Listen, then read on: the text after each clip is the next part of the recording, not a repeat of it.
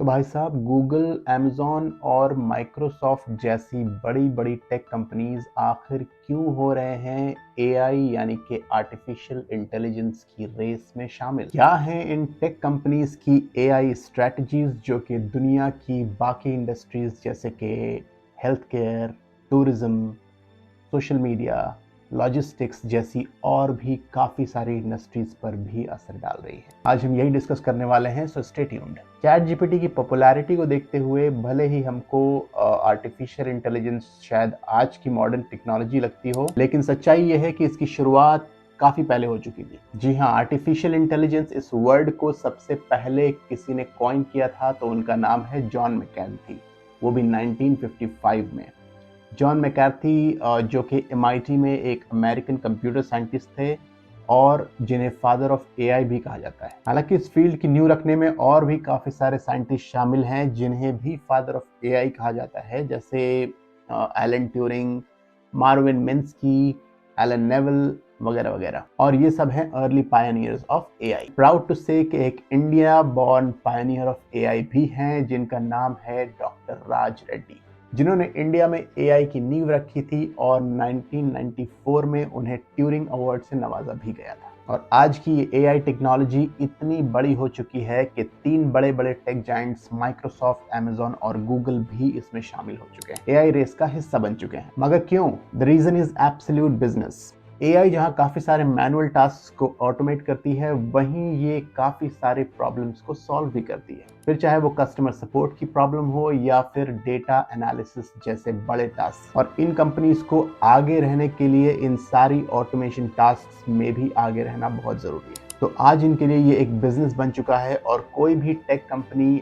आज इसके बिना अधूरी मानी जाती है। एक बिजनेस तब सक्सेसफुल होता है जब वो अपने कस्टमर्स को वैल्यू देता है या फिर उनकी किसी प्रॉब्लम को सॉल्व करता है, और आर्टिफिशियल इंटेलिजेंस आज यही कर रहा है। कैसे?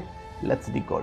आइए सबसे पहले देखते हैं माइक्रोसॉफ्ट ने कौन कौन से प्रोडक्ट्स में एआई का इस्तेमाल किया है। मार्च 2003 में माइक्रोसॉफ्ट ने ओपन एआई, जो कि चैट जीपीटी ओन करती है, उनके साथ मिलकर अपना डिजिटल असिस्टेंट लॉन्च किया है, जिसको एआई असिस्टेंट भी कहा जाता है, और उसे नाम दिया है कोपायलट। कोपायलट ऑलमोस्ट सभी माइक्रोसॉफ्ट एप्स के साथ इंटीग्रेट भी कर दिया गया है। माइक्रोसॉफ्ट वर्ड में आप इसके चैट जीपीटी फीचर्स को एक्सेस भी कर सकते हैं और डेटा भी जनरेट करवा सकते हैं। और नवंबर 2023 से माइक्रोसॉफ्ट कोपायलट पब्लिकली अवेलेबल होगा। लेकिन इसके प्राइस को लेकर यूजर्स थोड़े से हैरान हैं, क्योंकि शायद ये $30 पर मंथ के सब्सक्रिप्शन में अवेलेबल होने वाला है। बिलीव मी और not, tech giant Microsoft health care में भी घुस चुका है। ये कोई हेल्थ केयर प्रोडक्ट नहीं बना रहा है, लेकिन अपनी टेक्नोलॉजी हेल्थ केयर इंडस्ट्री का काम आसान करने के लिए इस्तेमाल कर रहा है। हैनोवर नाम के अपने प्रोजेक्ट में माइक्रोसॉफ्ट ऐसा एआई बना रहा है जो कैंसर सेल्स को डिटेक्ट करके उसकी डेवलपमेंट को स्टडी करेगा। इससे न सिर्फ कैंसर का पता लगेगा, बल्कि पेशेंट्स के लिए कौन सी दवा सबसे ज्यादा सूटेबल है और उस पर्टिकुलर कैंसर और स्टेज का एग्जैक्ट ट्रीटमेंट क्या होगा, वो भी एआई डिफाइन करेगा। माइक्रोसॉफ्ट पेज नाम की एक डिजिटल पैथोलॉजी कंपनी के साथ पार्टनरशिप भी कर चुका है, जो कि इस कैंसर डिटेक्टिंग एआई को बनाने में उसकी मदद कर रही है। उम्मीद है कि इससे कैंसर पेशेंट्स की जर्नी थोड़ी आसान हो जाएगी और हेल्थ केयर इंडस्ट्री को एक बूस्ट मिलेगा। माइक्रोसॉफ्ट अपने एआई की मदद से एनवायरमेंट प्रॉब्लम्स को भी सुलझाने में कंट्रीब्यूट कर रहा है। फिलहाल 90% सी ट्रांसपोर्ट बड़े बड़े शिप्स के जरिए होता है, और इन जहाजों के ओनर कंपनीज ये नहीं जानती कि उनके शिप्स कितना फ्यूल इस्तेमाल कर रहे हैं। माइक्रोसॉफ्ट एआई इसी फ्यूल एफिशिएंसी को काउंट करता है और शिप कंपनीज की मदद करता है। माइक्रोसॉफ्ट सिक्योरिटी को पायलट साइबर अटैक्स की जानकारी यूजर्स और सिक्योरिटी ऑफिसर्स को भी देता है, जिससे साइबर अटैक्स को रोका जा सकता है। माइक्रोसॉफ्ट अपनी एआई टेक्नोलॉजी एग्रीकल्चर में भी हिट बना रहा है। उसने इक्रीसैट के साथ पार्टनरशिप की है ताकि फसल की सटीक जानकारी किसानों को दे सके। इस तरह से माइक्रोसॉफ्ट अपनी एआई स्ट्रैटेजीज के चलते खुद की ग्रोथ को भी बढ़ावा दे रहा है और कई इंडस्ट्रीज को अपने साथ लेकर चल रहा है, क्योंकि उसकी एआई टेक्नोलॉजी और टूल्स अलग अलग कंपनीज अपनी बिजनेस में इस्तेमाल करते हैं। ये तो हो गई माइक्रोसॉफ्ट की बात। आइए देखते हैं गूगल क्या कर रहा है। पिछले कुछ सालों में गूगल ने जिस तरह से अपने अंदर आर्टिफिशियल इंटेलिजेंस को इंड्यूस किया है, गूगल को इस्तेमाल करने का तरीका ही बदल गया है। एआई की वजह से गूगल काफी एक्सपैंड हुआ है और एक $1 बिलियन कंपनी बन चुका है। अगर हम आज से 10 साल पहले और आज वाले गूगल को कंपेयर करें तो उसमें जमीन आसमान का फर्क दिखता है। गूगल अब सिर्फ एक सर्च इंजन नहीं, एक पूरा टेक पैकेज बन चुका है जिसमें हम यूजर्स के लिए नए नए फीचर्स हैं, जैसे Google Photos, Google Maps, Gmail, YouTube, Google Assistant, voice search feature, Pixel, Google Ads, Google Cloud and many more. हम गूगल सर्च पर हमिंग करके कोई गाना भी ढूंढ सकते हैं। गूगल फोटोज पर आप अपनी सभी नई पुरानी फोटोज भी ढूंढ सकते हैं और पिक्सेल में उसे एडिट भी कर सकते हैं। कहीं जाना है तो गूगल मैप्स आपकी हेल्प कर देता है। कुछ मेल करना है तो Gmail AI automatically spell correction और ग्रामर करेक्शन कर देती है और आजकल तो आपकी ईमेल का रिप्लाई भी कर देती है। यहाँ तक कि यूट्यूब का एल्गोरिदम भी एआई बेस्ड है और ये एआई रात दिन बिना रुके यूट्यूब को संभाले हुए है, जिसकी वजह से काफी यूट्यूबर्स के घर भी चलते हैं, जिनमें से एक घर मेरा भी है। तो इसी बात पर चैनल को सब्सक्राइब कर लीजिए ताकि मैं आपके पास ऐसी और वीडियोस ला सकूं। और हाँ, चैनल को शेयर करके लाइक भी कर देना और बेल आइकन भी दबा दीजिए ताकि यूट्यूब के एआई वाले एल्गोरिदम को पता चल सके कि आप हमारी वीडियो का इंतजार करते हैं। Coming back to the point, Google खुद को टेक्नोलॉजिकली एडवांस करने में भी एआई का इस्तेमाल कर रहा है और उसकी इस स्ट्रैटेजी में शामिल है जो टूल्स, उनमें नंबर 1 है गूगल ब्रेन।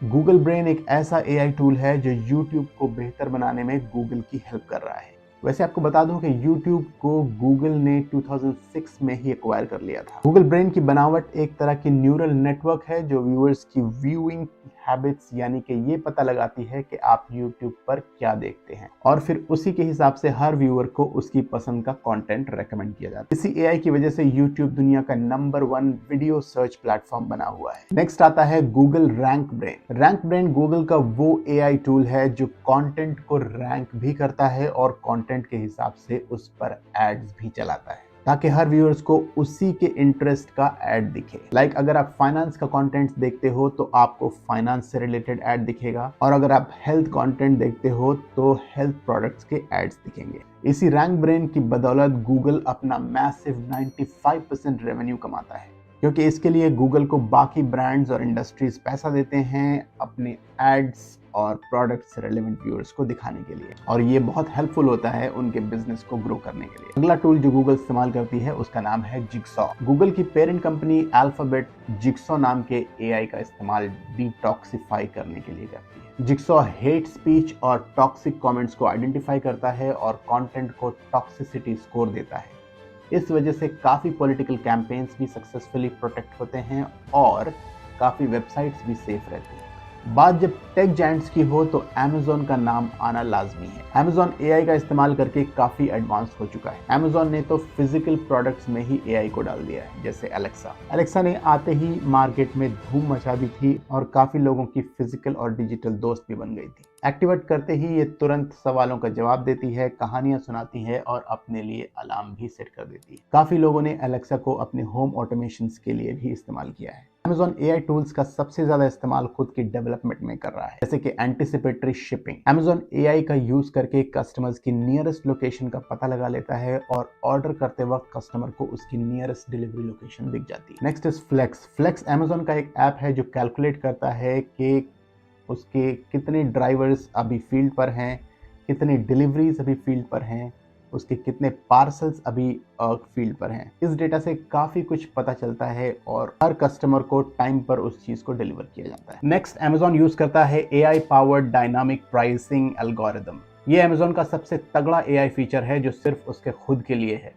इसी फीचर से Amazon अपने कॉम्पिटिटर्स को डोमिनेट कर रहा है। Amazon का ये एआई टूल कॉम्पिटिटर्स को टक्कर देने के लिए Amazon पे मौजूद प्रोडक्ट्स की वैल्यू कम और ज्यादा करता है, जिससे कस्टमर Amazon से प्रोडक्ट खरीदते हैं। Next is AI backed recommendations, यानी कि Amazon का आर्टिफिशियल इंटेलिजेंस कस्टमर्स की पिछले सारे परचेज, ऑर्डर्स और रिटर्न प्रोडक्ट्स का डेटा रखता है। हर कस्टमर की search history, personalised product list और ब्राउजिंग डेटा Amazon के पास होता है। इसी डेटा के हिसाब से हर कस्टमर को उसकी पसंद के प्रोडक्ट रेकमेंड किए जाते हैं ताकि कस्टमर का इंटरेस्ट Amazon में बना रहे।